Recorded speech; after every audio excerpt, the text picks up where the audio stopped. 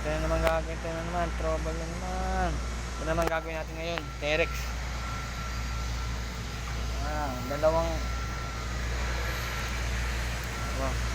printin natin itong mga tray. Saka meron pa itong isa, Terex din. Terex. Pero yun, ay ako, okay to kasi generator eh. Ano to, tower light nya yun. Kapagana ayusin natin yan mga kaibigan. Tayo so madali lang to eh. Filter, saka ayusin natin itong mga electrical na ito pati dito sa ano.